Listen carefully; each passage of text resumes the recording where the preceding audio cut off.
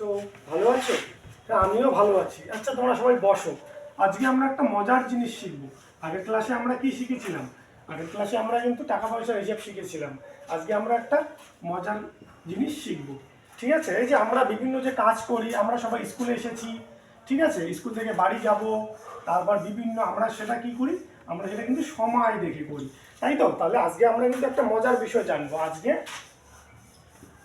সেটা হচ্ছে সময় দেখে কিভাবে আমরা যে কোনো কাজ করব। তাহলে সময় দেখতে গেলে আমাদের কি করতে হবে? সময় দেখতে গেলে আমাদের আজকে ধরতে হবে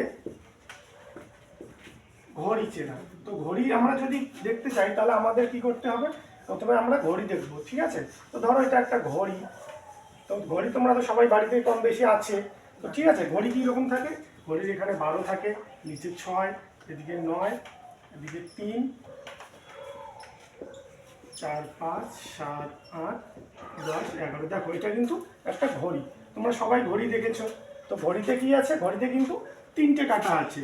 একটা খুব চিকন করে লম্বা কাঁটা, আর একটা একটু মোটা লম্বা কাঁটা, আর একটা খাটো এবং বেশি মোটা, এটা হচ্ছে ঘন্টার কাঁটা।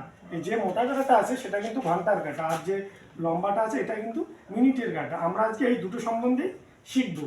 ঠিক আছে? তো আজকে আমরা কি শিখবো? আজকে আমাদের পাঠ ঘড়ি দেখে সময় নির্ণয় করতে আমরা শিখব। তো দেখো এখানে 12টা ঘর আছে। এবার মিনিটের কাঁটা দেখো, এখান থেকে এখানে যখন যাবে সেটা হবে 5 মিনিট, আর এখান থেকে যখন যাবে 10 মিনিট। এভাবে মিনিটের কাঁটাটা যেতেই থাকবে। যেতে যেতে যখন মিনিটের কাঁটাটা 12 ঘর পর্যন্ত যাবে তখন কিন্তু ঘন্টার কাঁটাটা চেঞ্জ হয়ে যাবে। তো এখানে দেখো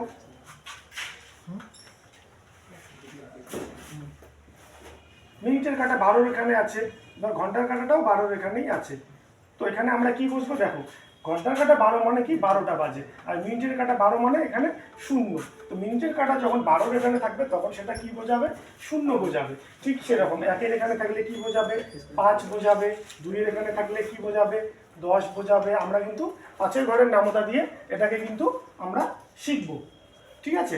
তো এবার দেখো তোমরা স্কুলে আসো, কখন স্কুলে আসো? 10টায় আসো। তাহলে 10টায় যদি স্কুলে আসো তাহলে সেটা ঘড়ির সাহায্যে কীভাবে দেখাতে পারি আমরা? দেখো ঘন্টার কাঁটাটা 10টায় থাকবে, এবং 10টা মানে কি? মিনিট থাকবে তার 0, আর আমাদের মিনিটের কাঁটাটা থাকবে 12 এখানে। ঠিক আছে? তাহলে ঠিক একইভাবে আমাদের টিফিন কখন হয় স্কুলে? 1টা 30 মিনিট হয়, তাই তো? তাহলে ঠিক তখন আমরা কি করব? ঘন্টার কাঁটাটা আমাদের কোথায় থাকবে? 1টার দিকে থাকবে, আর মিনিটের কাঁটাটা কোথায় থাকবে? 30। আমরা 5 দিয়ে 30কে গুনবো। 5, 10, 15, 20, 25, 30। তাহলে আমাদের মিনিটের কাঁটাটা কোথায় থাকবে? 6-এর দিকে। ঠিক আছে? আমরা একটা জিনিস বুঝতে পারলাম যে দেখো ঘন্টার কাঁটাটা যেখানে থাকবে সেটাকে ঘন্টা হিসেবে ধরবো, এবং মিনিটের কাঁটাটা যেখানে যাবে আমরা 5 করে কিন্তু সেটা লিখতেই থাকবো। এবার দেখো একটা জিনিস, এখানে তুমি রাত্রিবেলা কখন খাবার খাও? 8টা 30-এ। তাহলে আমরা কি বলবো বলো? রাত্রিবেলা 8টা 30-এ যদি খাবার খাই আমরা, তাহলে হ্যাঁ প্রথমে ঘন্টার কাঁটা কোথায় থাকবে রাহুল বলো তো দেখি? হ্যাঁ 8-এর দিকে থাকবে ঘন্টার কাঁটা। ঠিক আছে? আর 30 বলতে কি বোঝায়? 30 বলতে 6 ঘর বোঝাবে। তাহলে আমাদের মিনিটের কাঁটাটা কোথায় থাকবে? এখানে থাকবে। ঠিক, আমরা কিন্তু একটা জিনিস বুঝে গেছি। তো আমরা এবার যদি আমরা দেখি আমাদের স্কুল 3টায় ছুটি হয়। তো এটা রাহুল তুমি বলো তো দেখি যে এটা তাহলে কি হবে? কি হতে পারে? ঘন্টার কাঁটাটা কোথায় থাকবে?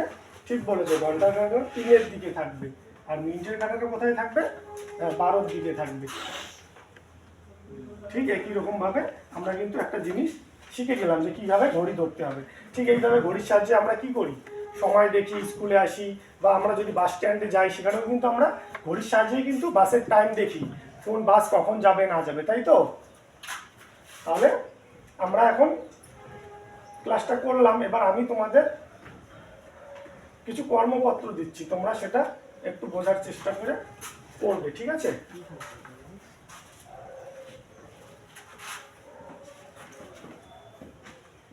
ঘন্টার কাঁটা 12 আর মিনিটের কাটা 5-এর এখানে থাকলে, 5-এর ঘরে থাকলে কটা বাজবে, এটা করবে প্রত্যেকেই। আর আরেকটা আমরা দিচ্ছি, স্তম্ভ মেলাবে তোমরা কিন্তু, ঠিক আছে? স্কুলে আসা, টিফিন, খেলাধুলা আর রাতের খাবার।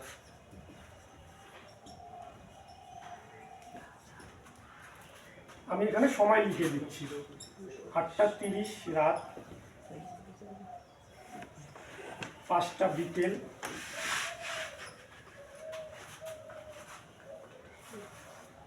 1:30 দুপুর, আর একটা হচ্ছে সকাল 10টা। তো এটা কিন্তু তোমরা সবাই করার চেষ্টা করবে।